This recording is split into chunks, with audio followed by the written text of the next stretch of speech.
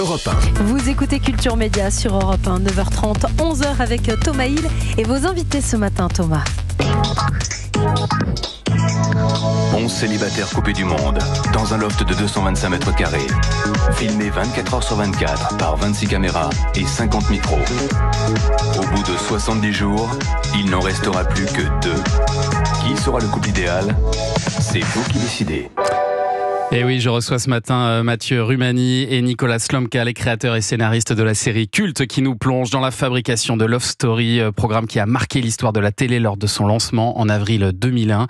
Et alors, Jean-Luc Lemoyne en parlait à l'instant, votre série elle s'ouvre sur la scène de la piscine et ce fameux rapprochement entre Loana et Jean-Édouard qui ont oublié leur maillot de bain et la productrice de l'émission, Alexia Laroche-Joubert, jouée magnifiquement par Anaïd Rosam, qui dit donc va falloir changer l'eau de la piscine.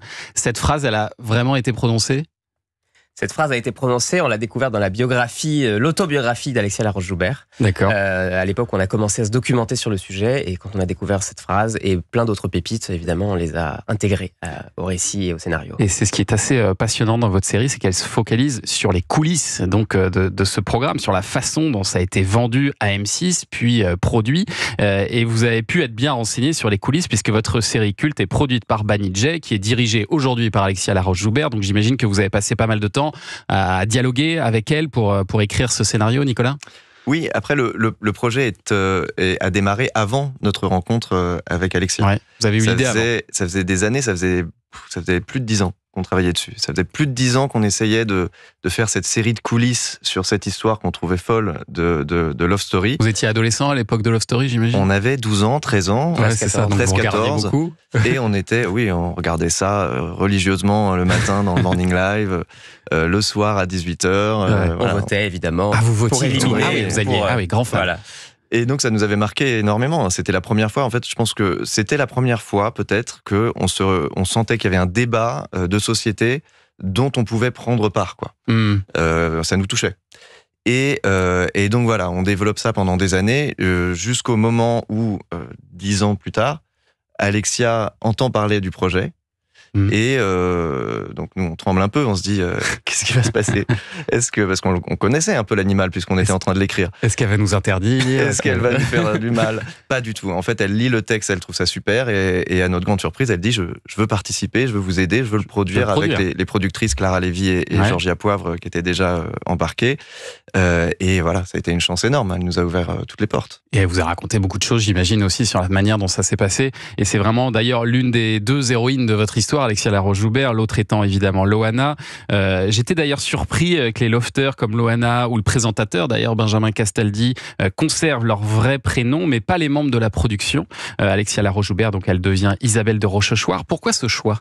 C'était assez simple pour nous. Il y avait ceux qui étaient devant la caméra et ceux qui étaient derrière la caméra. Donc tous ceux qui étaient à l'époque devant la caméra, donc que ce soit Benjamin Castaldi, Loana, les autres lofters ou même la mère de Loana, ceux-là, on a gardé leur vrai nom parce qu'on est assez proche de la réalité dans ce qu'on montre. Loana, on est même honnêtement proche à 100% de ce qui s'est passé en réalité. C'est bluffant même. Alors au-delà de la ressemblance physique, vraiment même sur le récit de ce qu'elle raconte et comment exactement, de comment est-ce qu'elle arrive dans l'émission, comment elle va la vivre. On est vraiment très proche de ses souvenirs, puisqu'en plus on a eu la chance de la rencontrer. J'allais vous le demander, vous l'avez rencontrée pour peaufiner votre scénario ? Absolument, on a rencontré Loana et on a vraiment fait énormément d'aménagements en fonction des souvenirs qu'elle nous a racontés. Elle nous a raconté des choses qu'elle n'avait jamais racontées avant, ni dans ses livres, ni dans les interviews. Et tout ça est dans la série. Et cette série, vous en avez fait une sorte de thriller médiatique. Ce qui est passionnant quand on s'intéresse aux médias, c'est comment le Loft redistribue complètement les cartes entre les deux chaînes privées, M6 et TF1. D'un seul coup, la petite chaîne qui monte met tous les soirs une grande claque d'audience au géant TF1. Il faisait 30% de part d'audience tous les soirs pour M6. Une finale qui a rassemblé 7 millions de téléspectateurs, c'est ça ? C'est colossal. C'était 50% d'audience la finale, donc on était sur une audience de Coupe du Monde. C'était hallucinant. Et c'est ça aussi que vous avez voulu montrer, c'est ce match-là. Encore à ce jour, c'est en dehors du foot, c'est la plus grosse audience pour un divertissement pour M6. Et oui, bien sûr. Je crois même que ça a été un peu l'étincelle pour nous. En vérité, quand on a commencé à se documenter sur l'histoire qui s'était passée derrière les caméras et qu'on a découvert qu'il y avait cette guerre des chaînes et cette scène absolument incroyable, mais absolument authentique de rendez-vous nocturnes entre Patrick Lelay et Nicolas Taverneau et quelques autres qui se disent on n'y va pas, on empêche l'entrée de la télé-réalité en France, ce pacte qui sera trahi dans les 24 heures. On a trouvé ça tellement fort, on s'est dit qu'il fallait absolument faire une série là-dessus et que c'était...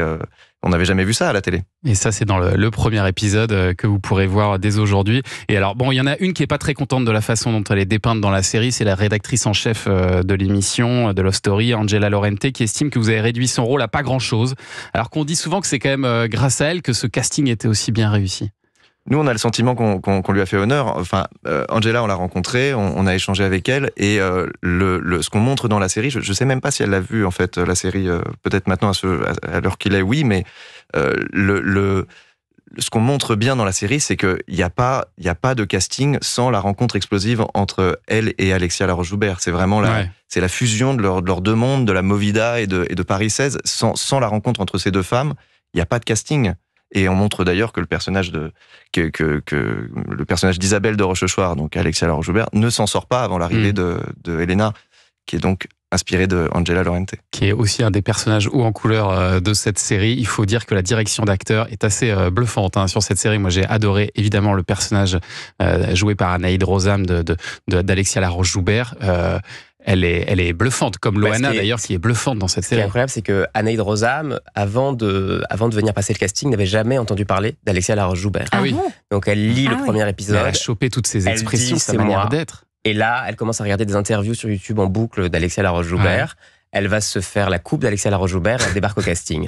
Et là, le réalisateur Louis Farge a un coup de cœur, on a tous un coup de cœur, et c'était une évidence en fait. Elle est juste moins souriante qu'Alexia Laroche-Joubert est dans la vie, mais c'était peut-être une période de sa vie aussi qui faisait qu'elle était particulièrement stressée. Non, elle était en vérité très souriante à l'époque, mais peut-être qu'on va peut-être que c'est une dark Alexia qu'on raconte. Oui, et puis il y a c'est un peu de la dramaturgie aussi qu'on peut mettre dans ce genre de scénario. Comme vous le disiez au début, la série on l'a conçue comme un thriller, donc tout va mal tout le temps. Voilà, c'est ça. Tout est toujours très tendu, donc on n'a pas laissé beaucoup de place au personnage d'Isabelle pour sourire. En tout cas, moi j'avoue que je me suis régalé à visionner cette série très rythmée, très bien jouée, qui nous replonge un peu plus de 20 ans en arrière quand on écoutait ça. Anissa, vous vous souvenez de ça?